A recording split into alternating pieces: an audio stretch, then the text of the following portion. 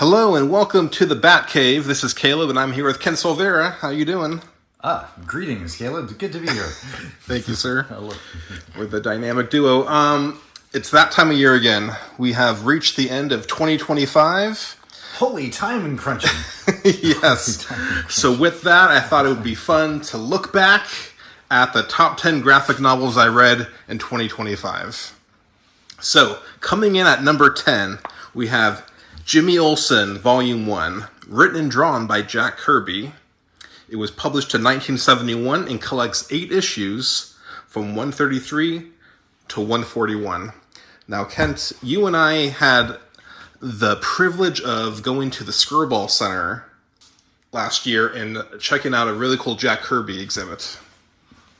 That was huge. That was pretty prolific. Cool. I mean, I've read a lot of Jack Kirby in my life, but I didn't read like a tenth of what he had actually done. Yeah. I was just stunned.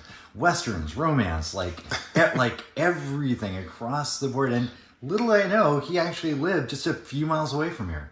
Yeah. To see his house. In Thousand Oaks. It was awesome. It kind of made me think, like, where does inspiration for this kind of mind, this kind of boundless imagination come from? And wow, it can come from like here in Thousand Oaks. It's awesome. Yeah. I don't have to live in the middle of Manhattan.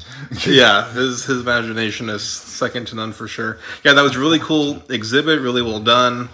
And Jimmy Olsen is a cool in the timeline of Jack Kirby because it's when he was at Marvel for a while and he wasn't really getting the pay and the credit he wanted.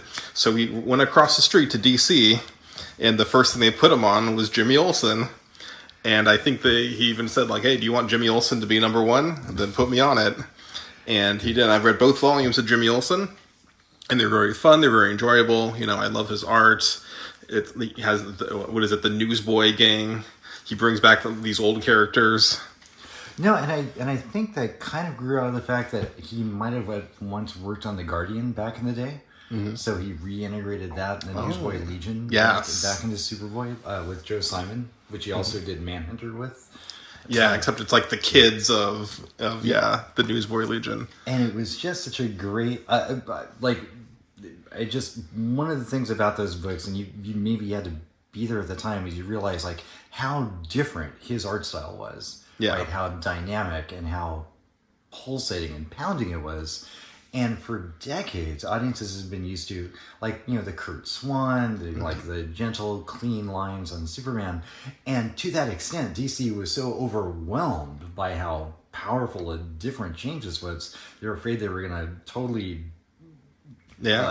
disenchant readers if they saw this fiction, that they had Kurt Swan redraw Superman's face over Jack Kirby's art. Oh yeah. All of it. And it's such a shame. Yeah. So little of that original Jack Kirby Superman work exists, and I think a couple of pages of it are preserved in this collection, which is one of the main reasons I got it. Yes. Originally, it's so out there, and he's so and he uses Jimmy Olsen as a conduit, to bring these characters in, especially not just the Newsboy Legion, but the younger crowd from the New Gods. It's escaping me, but the Forever People, and that makes the link between Jimmy Olsen and then Morgan Edge running GBS, but he's part of the Intergang, which is connected to Apocalypse and Darkseid. And Darkseid actually makes his comic book first appearance ever in Jimmy Olsen Adventures. So the big bad of the DC universe, who's destroyed everything, ranging from the Zack Snyder Justice League to the novel that I know we'll look at later that took up a year and a half of your life to read. All stemmed from these few issues of Jimmy Olsen. Oh yeah, you got Boom Tubes, you got Granny Goodness, you got Parademons, you have so much good stuff. So what did he go on to do after Jimmy Olsen for DC? He did New Gods, right? So the Fourth World, and the Fourth World. There were 4 different titles. They were Jimmy Olsen, New Gods, Forever People, and I believe Mr. Miracle. Yes. Yeah. And who's the the boy, the last boy on Earth, did that. Yeah, Kamandi was Yeah. so the Kamandi and Omak were outliers. They weren't Okay. part of that fourth world mythology, but they were definitely part of Kirby's mythology, and people have tried to link them over the years. Omak is one man, army corps in the far future. Kamandi's the last boy on Earth, also in the far future, kind of a Planet of the Apes-ish spin-off, but in a lot of ways, like much more fun and wild and imaginative Yeah. than Planet of the Apes was. And it's such a weird. This isn't about Kamandi, but I love that book is so. It could just be doom, gloom, and dystopian future, but his and he's the odds are so stacked against him. It's like Fallout. It's like radiated world. Mankind's barely existing. They're being captured by all these morphed animals. But there's so much fun and hope in the middle of all of it. It's crazy. Yeah. Like you just it's just this poor kid just never gives up as he's bounced and torn and captured from creature to creature to creature. But somehow he ends up making it through all these crazy situations and learning a bit and instilling a bit of his youthful like vibrancy and agency into the world around him. I almost wonder if he is semi-inspired the James Cameron character in the new Avatar films. There seems to be some physical some there. Spike. Yeah. There's a lot of Spike. Right? Yeah. Yes, the last boy on Pandora. Yes, so that's Jimmy Olsen. I love how campy and fun it is, and that Kirby basically had carte blanche to do what he wants. And it's a fun kind of slice of history. Jimmy Olsen. Yeah, you have space vampires. You have looks like artichoke green Jimmy here. It's a fun read, and mutants and mayhem and the going to the exhibit directly inspired me to read it. So, number 9, Kent. We have Supergirl, Woman of Tomorrow, written by Tom King, art by Bilquis Everly, published in 2022, 8 issues. Now, obviously, we know the upcoming Supergirl movie is inspired by Woman of Tomorrow, and I think it was a good choice doing a Supergirl movie inspired by this, because it's a different take on Supergirl. I think otherwise, she probably would have been just too similar to Superman in kind of the usual, like, optimistic, positive, bright Supergirl. Yeah, there's some people that say like back the original Supergirl movie with Helen Slater, like, wow, she was great in the role. She really embodied those hopeful qualities, kindness and purity and whatnot. But the villains seem like really generic and enchant, like a witchy warlock, like kind of thing. So I went back and I kind of looked at the comic books from that era. Like, yeah, they didn't have a lot to draw from. Yeah, exactly. So one of the things that, as far as villains or adversaries for Supergirl, so I'm gonna say one of the things that Tom King gives her in this book that I totally picked up on was the I go to a red sun planet to drink because I can't get drunk any other way. Exactly. And I basically had to watch my entire life be destroyed in front of me, whereas Kal-El was a baby. He doesn't remember Krypton. Yeah. She's got a lot more pain. She actually lost her family, her friends, her world. And she's now kind of dealing with somebody else who had her family and friends torn apart by this intergalactic, bad guy who's just an enforcer and, very much like even Tom King said, it's True Grit set in outer space. Only Supergirl's the older mentor character to this young girl who wants vengeance for what happened to her.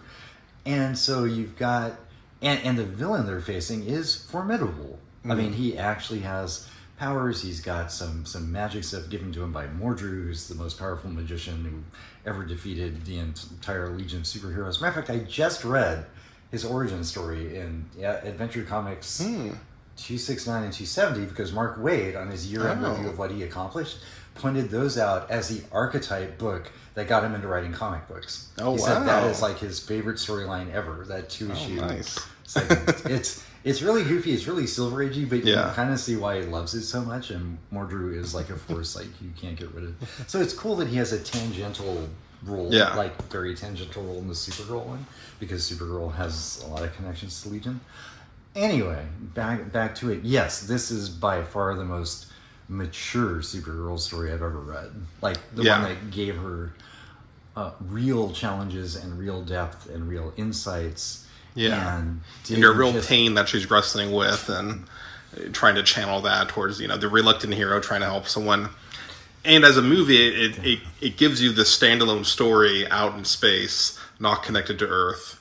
And there we go. That's number 9. Yeah. I read it because of the new movie. I'm going to say my favorite issue out of all that is the one where Supergirl spends most of it asleep, and the girl has to guard her until she can recharge her powers. Yeah. After being assailed by monsters and things throughout the day. It's kept me on the edge of my seat every page. Yeah. It's good. I'm looking forward to see how Lobo fits in, because the villain is sending these bounty hunters after her. Okay, well, previously alluded to, coming at number 8, The Legion of Superheroes, The Great Darkness Saga, written by Paul Levitz, with art by Keith Giffen, published in 1983. It's a 12-issue run from issue 284 to issue 296. Yes, this took me an entire 6 months to read. The first half of my 2025 was reading this. Because these are packed with words. These are some full pages here. And, comics weren't really fully at that point where I think the dialogue flowed easily. They were kind of quick reads and stuff. It's a little stilted still, the dialogue and the reading. But I will say there's a lot of table setting, but once you get to the great darkness of it all, the dark side stuff, it really is pretty amazing and really delivers, and is really some epic. Kent, what do you think? I borrowed this from you. There's a reason that this stands out, and if you ask anybody at DC, what's the best Legion story ever, they will still point back to this. Yeah. It is still reissued. It comes out new formats almost every few years. It's as far as world building, what a lot of people don't realize, it was only a few years before this that Paul Levitz and Joe Staton had put together the Earth War saga, which was, again, it ended up being a Mordru thing, but it was the first 5-issue arc ever. Batman had where were you in the night Batman was killed, and that was 4 issues. But the Earth War saga was 5, and it was building up on things on top of it. So at the time, and this predated the X-Men run by just a year or two, which kind of turned into the big multi-year arc thing. Nobody had done storytelling on this scale with this longevity before this came out, ever. Yeah. I mean, and you talked, I know we talked about how dense the reads are, but they're creating an entire universe. Yeah. I want you to pick up some of the things. There's a lot of characters to flesh out, and they each have different, Not only the narrative devices he would use, the interlac, newscast speaking, the this kind of this translate. There's kind of this personal device assistant that sort of gave you a Wikipedia of the 30th century that they would occasionally do inserts in with it. Think about the fact that he basically predated iPhone and Facebook by 30 years, creating this comic book. I think that's pretty stunning, and he used that as narrative storytelling to keep you up to speed on, we're on this planet now, or this, Princess Projector is from here, or this, and kind of setting up all these different, I want to say caste systems or culture identities on all these different worlds. And, it's not just world building, it's universe building. And the fact that he slowly creeps all these things in, if you look at the shadows of the warriors, you didn't quite knew who they were for the months leading up to it, but then after the big reveal, you go back and look at their silhouette, you realize who they were, and this was all planned. And like you said, it's a slow build, it's a long kind of where's this going? I mean, these are all interesting stories, but getting you to care about 30 different characters, giving each and every one of them a real background, a real personality, and they weren't just, I want to say the original Legion all kind of got along a little too well.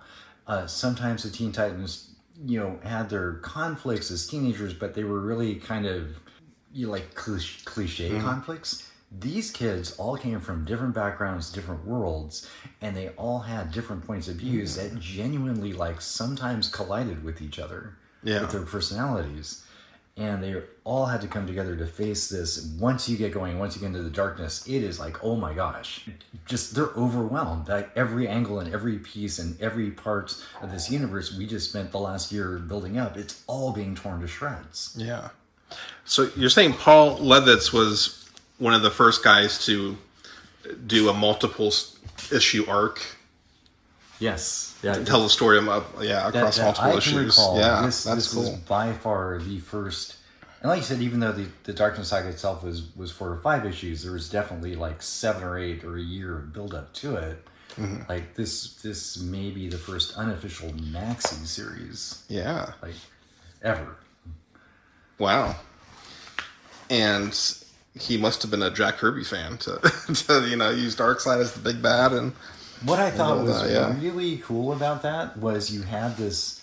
It actually linked into Kirby's mythology, right? I said it was prophesied that Orion would defeat him in the final battle of this day. You're like, when does that battle happen? Maybe it happens 1,000 years in the future. Maybe it happens during. What a great idea! Darkseid is eternal and immortal, so to make him like this big bag for the Legion made sense, right? Yeah, it did absolutely. But you never expected it. You never saw it coming. Those two worlds had never crossed over, ever. Yeah. So to see these characters like combine like that was just stunning. Yeah. It was pretty stunning.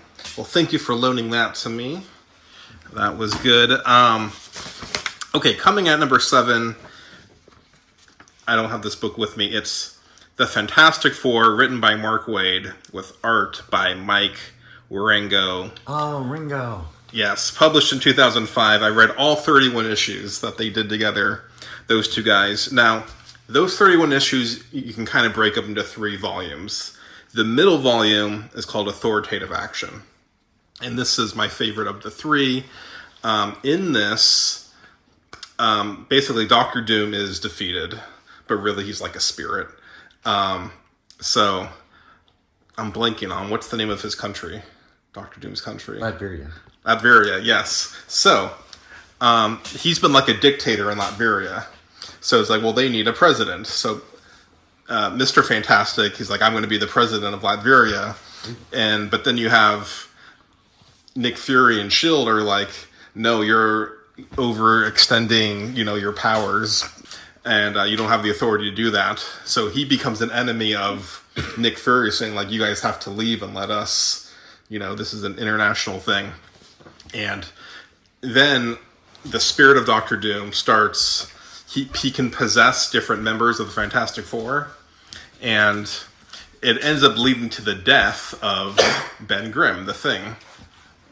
And as you know, there's... The Thing died? The Thing died. He got better than Yes. Now... As you know, there's 2 types of stories I like.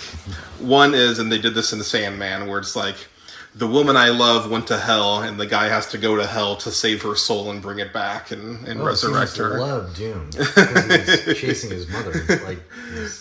Yes, and the other one is this, where the hero dies before his time. So, Mr. Fantastic and them have to go to the afterlife, find the soul of Ben Grimm, and then bring it back and resurrect Ben Grimm that way. Wow. And in doing that, they meet none other than the creator, Jack Kirby. Oh, cool. Which is very cool. It all comes back to Kirby. It all comes back to Kirby, it really does. Yeah, so this came out of, we had a really good Fantastic Four movie, I thought, this year. Definitely the best one we've had yet. Agreed. So I'm like, I got to read some Fantastic Four. Mark Waid is usually a good go-to. And that was during a period where it wasn't. I didn't realize he had that run, and now I'm even more in awe of Mark Waid. Seriously, like we were talking about going to the Skirball Center and like looking at this prolific outpouring of work that Kirby did, and you're just like, I've done nothing with my life. I know. And like from a writing standpoint, I was just Mark Waid was just going back like what he did over just this past year. I mean, basically he's been writing 4 title a month, and he's practically architecting the whole all-in thing, which involves Darkseid destroying the universe again, right? So it's Mark Waid writing a Darkseid story in essence. Waid seems like a good dive-in guy. If you've like want to read a certain character and Mark Waid has written that character, that's usually a good place to start. And he's starting his own new book again. He's got on Kickstarter. Like, hey, find this new thing.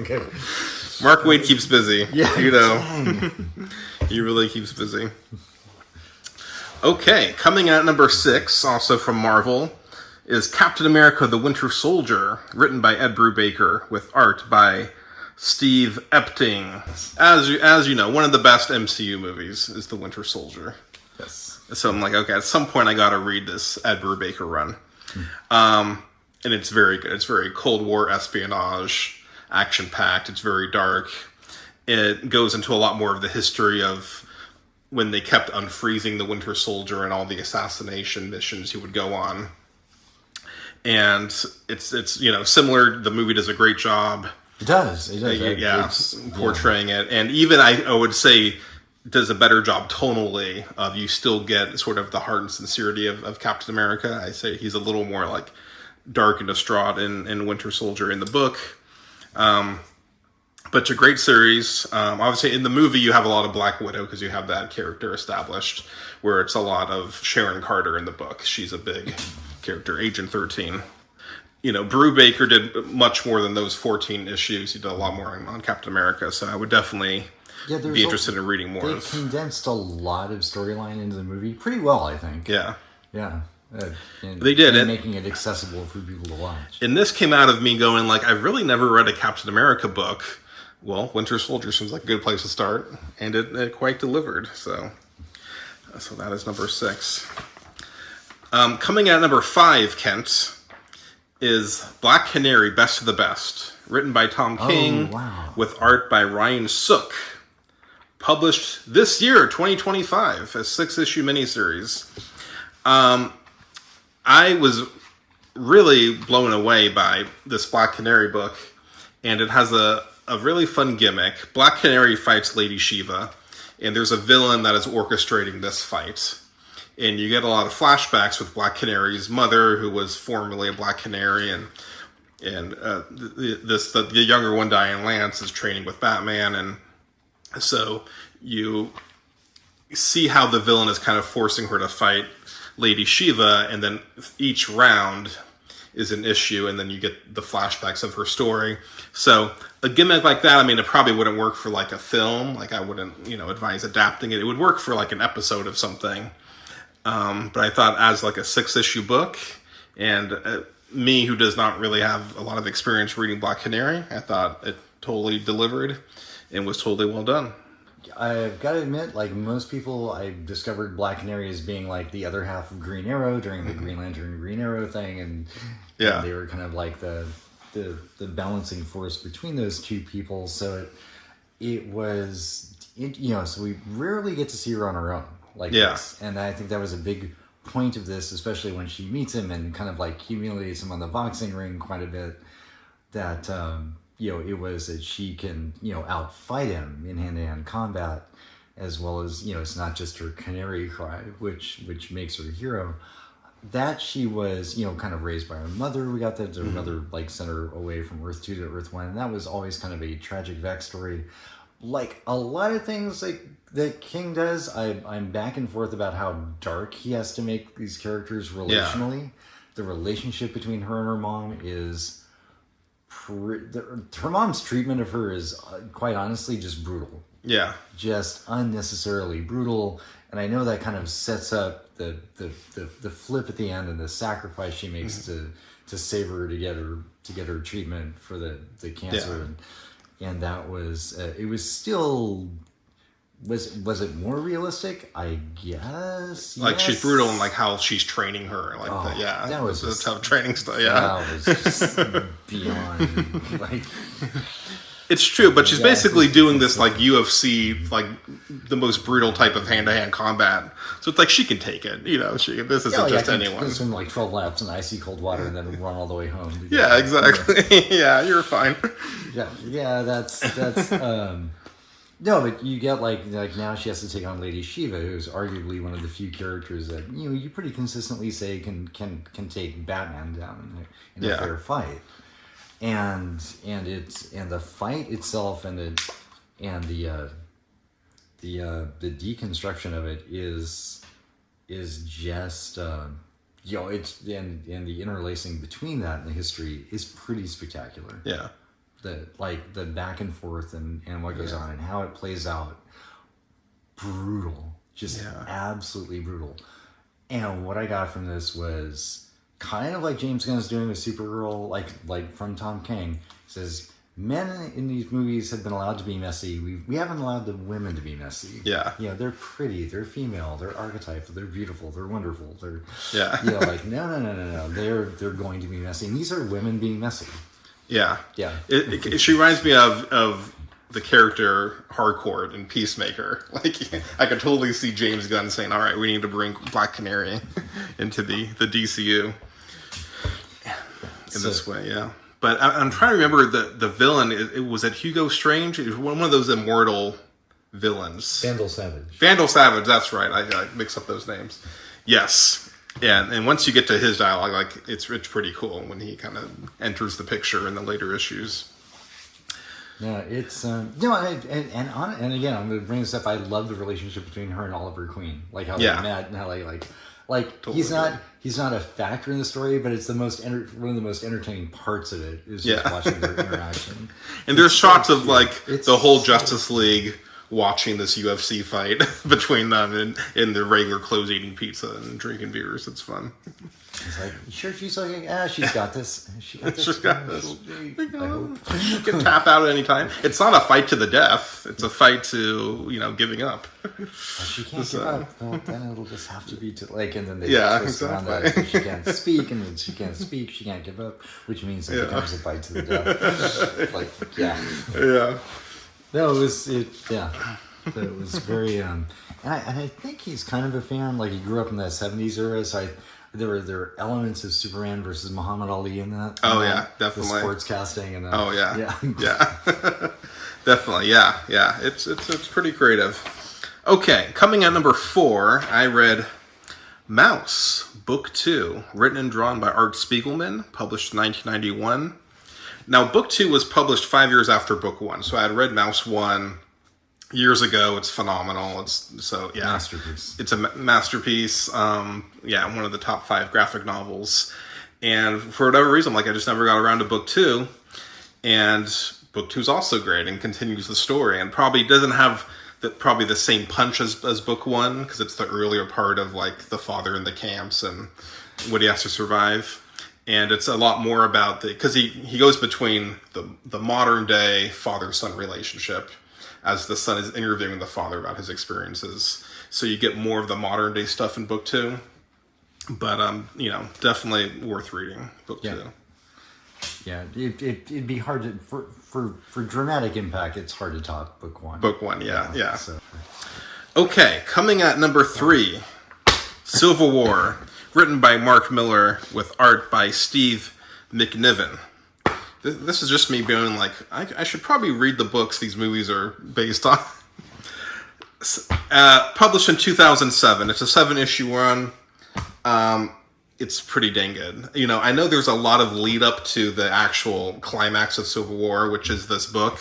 And I have not read a lot of the lead up, but, once you get into it, it's just packed. It's dense. It's great. It's the same story as the movie. It's the Superhero Registration Act, and has been bubbling to this climax of you have Captain America on one side, Iron Man on the other side, and then you have a lot of other heroes not featured in the movie. I love how the Fantastic Four in particular factor into this. My favorite scene involves Sue Storm going against Mr. Fantastic and signing with Captain America. Apparently at this point in the book, Thor was dead or gone, and then he comes back they think he's back, but really he's an alien. Yeah, it's packed. It's a thrill. Mark Miller knows how to do that. It has been forever since I've read this.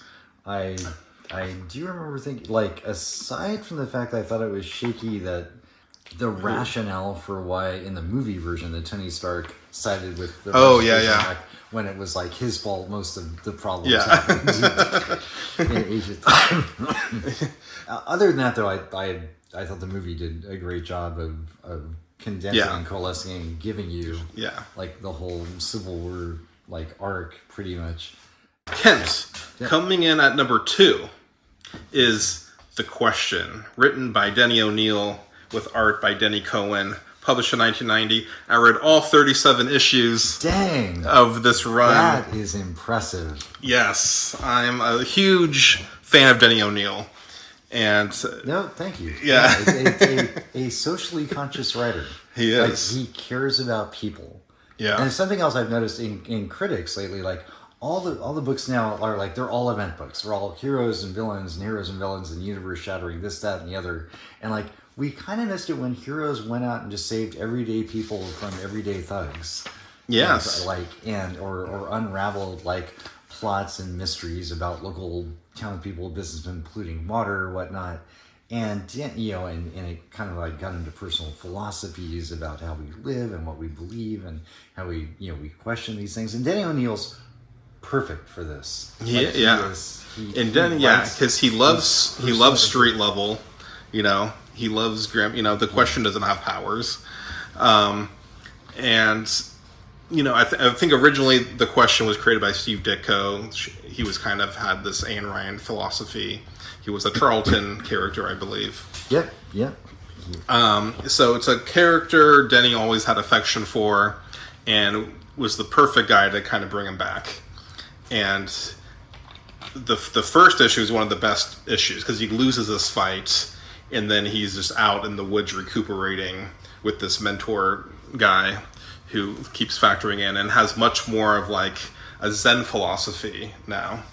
You know, you mentioned the socially conscious stuff. A lot of it is political, and you have this senator character, and you have a lot of that kind of political crime, and him going out. And I was very impressed. It was, you know, not like every issue is an A, but they're all like Bs. They're all like really solid, and some are even better. There's definitely some highlight issues. There is some stuff with Green Arrow that he shows up. Ken, why don't you have a question omnibus, Ken? Come on. What's the matter with you? That would be a good collection to have.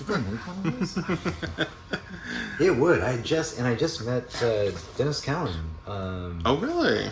Yeah, at GalaxyCon last year. Oh, nice. Man, amazing He's art. A wonderful guy. In that book, yeah. Yeah, someone just asked him, like, how did you get...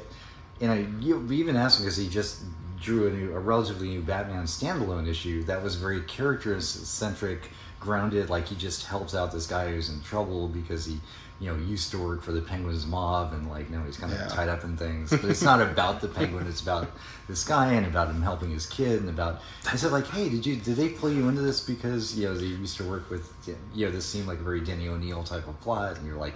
You know, he's got to be old by now, and he's still drawing. He's got to be in his 80s. No, he was super young when he started at DC. He's like, how'd you get your start? He's like, you know, I was just this scrawny little kid off. I love comic books. I can walk in. Can I sweep floors for you guys here? I can draw and stuff.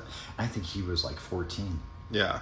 So So he's not in his 80s. He's probably like 70. 70, okay, nice. Like because Denny does these great long runs. You know, he did, of course, the Green Lantern, Green Arrow run, and then also his Batman run. I had previously read Tales of the Demon, and then I last year filled in every Batman story he wrote that I hadn't read yet.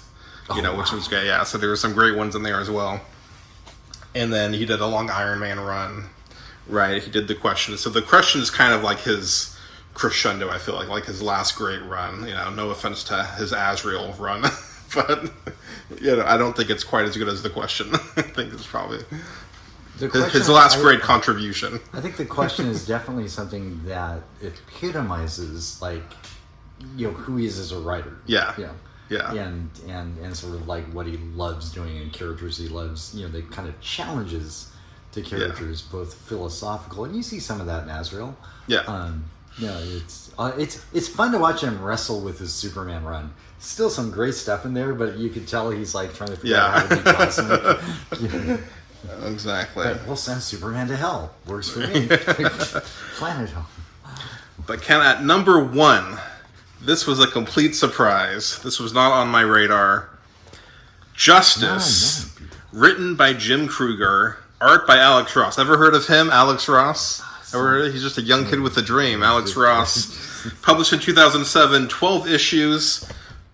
Wow. Justice is like, what if someone took the Super Friends seriously and created like the Godfather out of the Super Friends? And just, oh god, every page a masterpiece. It's packed.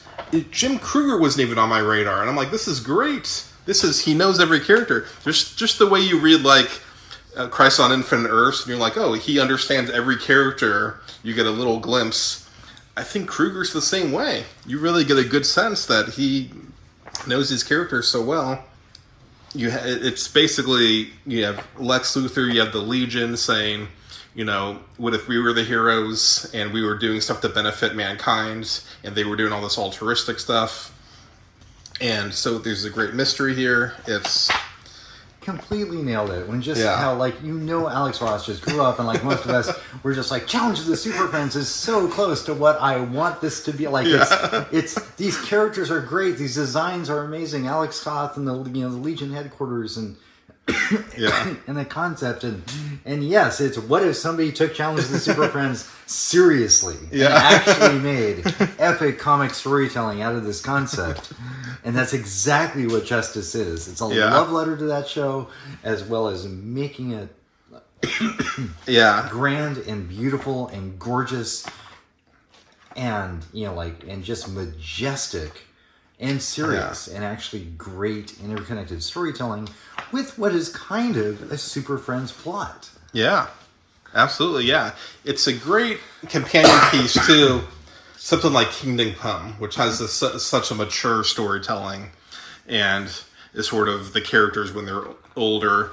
But, tonally, you get something so different with this. There was something Alex Ross was talking about this. I'm trying to think where I heard this from.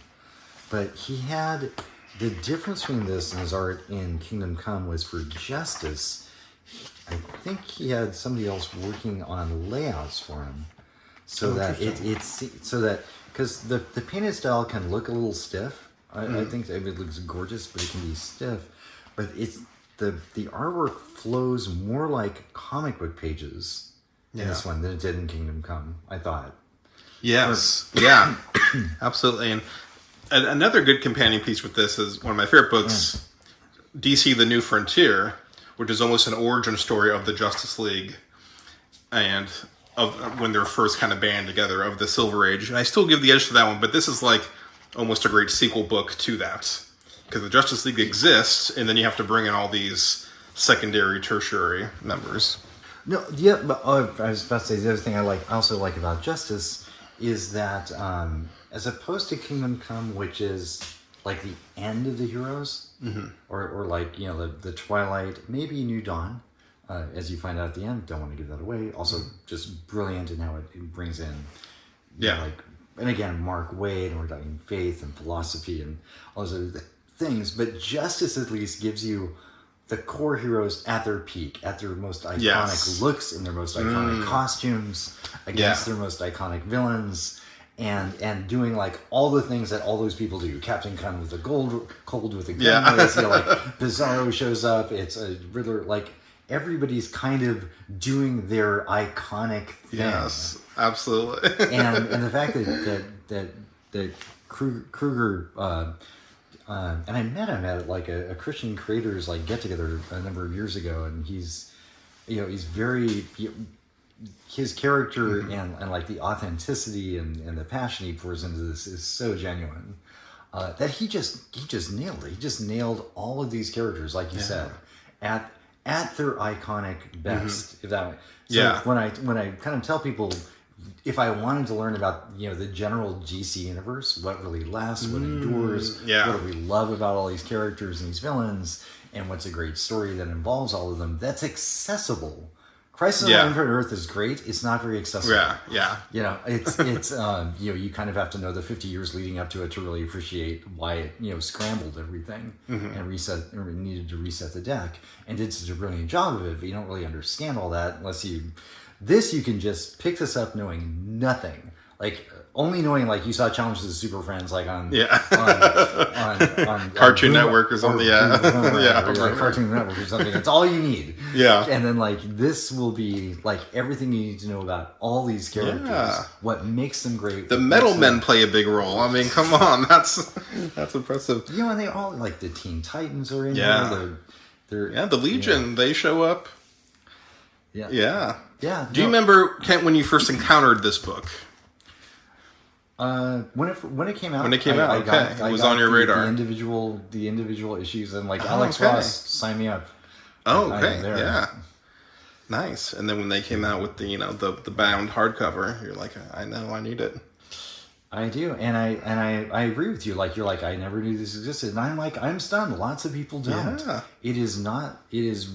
It was only recently listed. I was glad DC Comics, like they had a list of essential graphic novels you need to collect from DC, and they put this in there finally. And I was like, oh, I forgot about that. Like, that is great. It's quietly.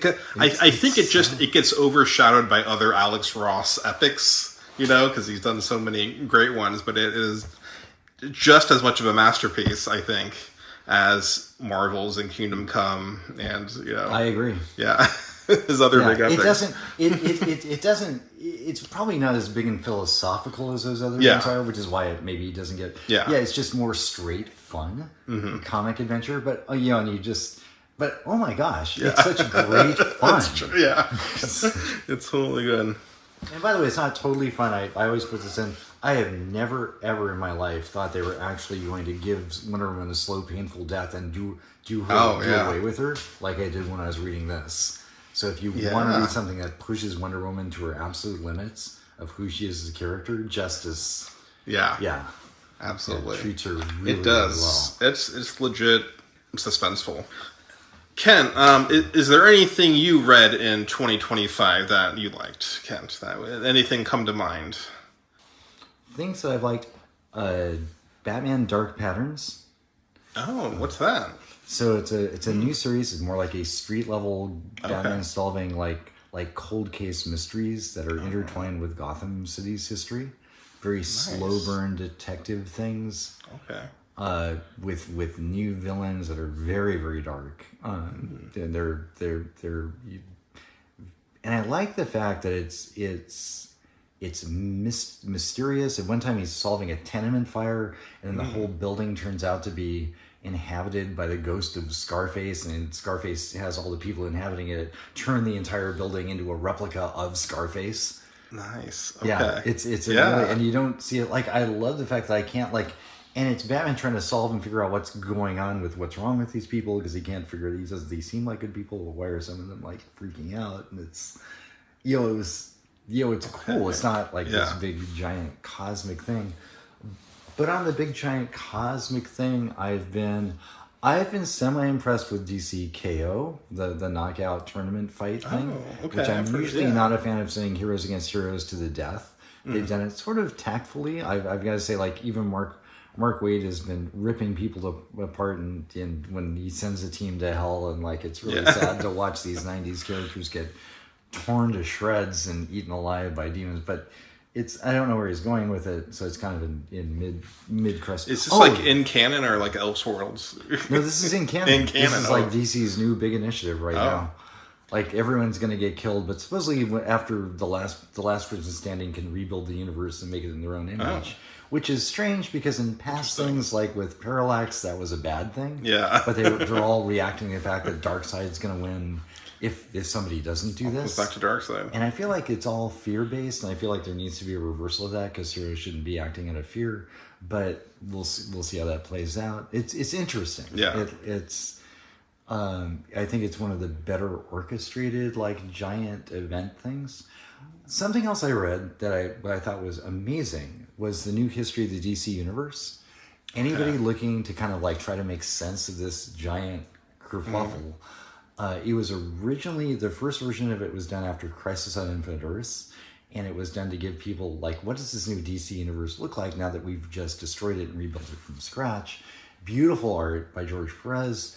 The new version of it does try to ape that. The artwork style is just as gorgeous as Perez, and kind of like sometimes in honor of him. And the first 3 issues bring you all the way up to almost Infinite Crisis, pretty much. So the first 2 cover the same thing. So it's told like a story, not like an encyclopedia. It's more half-half. Half-half, okay. Yeah, it's like a storyteller narrating like different events throughout time, but it's told from the point of view. Mark Waid wrote it, so it's here we go waiting. Not only does he 4 titles he wrote the entire history of the DC universe, and wrote it through one of his favorite characters, Barry Allen. Okay, nice. Right, but wrote it from Barry's point of view, being the person who got destroyed in Crisis on Infinite Earths, but still existed as the Speed Force, looking out over everything for a while until he came back to reality, which is a cool point of view to tell it from. But also, the last one, I think but the last issue kind of covers things that that a lot of critics picked up on. Ever since Infinite Crisis, DC has had universe-ending crises every 3 to 4 years, and it's just exhausting. Yeah, and trying to condense all that into one book, you realize just how, sort of like crazy it is. All these crises are just back to back to back to back. Like New 52, right, and then Flashpoint. In the future, it's just, and they don't really fit together anymore, and they start, and like. They did a great job trying to string together as a coherent story, but they're not very coherent, which is why I'm hoping All In is still reblending a lot of these crisis elements, but it's doing it in a way better than the other ones did. Yeah, I like the new Justice League run by Jeff Lemire. That's been pretty good. Who's Justice Society? Excuse me. Oh, Justice Society. Okay. Yeah. Who's the lineup? It's an interesting amalgamation of new and old. Mr. Terrific? I think he's on Justice League now. Oh, he's on League now. Okay. Yeah, because of the movie. They pulled him out. But he's... Dr. Fate? Dr. Fate's there. I like the younger Dr. Fate. They really... And they make a big deal out of the fact that Jeff Johns like kills him off so many times. Reincarnates. So you've got this new kid. It's like, I don't want to be Dr. Fate. He always dies first. And that's actually the plot line. It's like Dr. Fate always dies first. And it turns out it's the time traveling guy, Per Degaton. And he always targets Fate first because Fate's the only one who can thwart his plans. So that's why he always kills Dr. Fate first, which is why Dr. Fate dies first and all these adventures. Okay. I thought it was nice. Lemire made a point of like looking back. Justice through history, for Dr. Fate. Justice for Dr. Fate. And what? Is Hawkman in there? Hawkman's in there. Catman. Catman, I think, has been still in Secret Six. Okay. Yeah. Stargirl. She actually had a really good run. Jeff Johns wrapped her up, graduated from high school, and she introduced found all these lost like sidekick heroes on an island of lost sidekick heroes. And Lemire brings her and all those sidekicks in for the finale of the first 12-issue run of this series. And that was, in a way, a really cool tool because it wraps up all of Stargirl's story.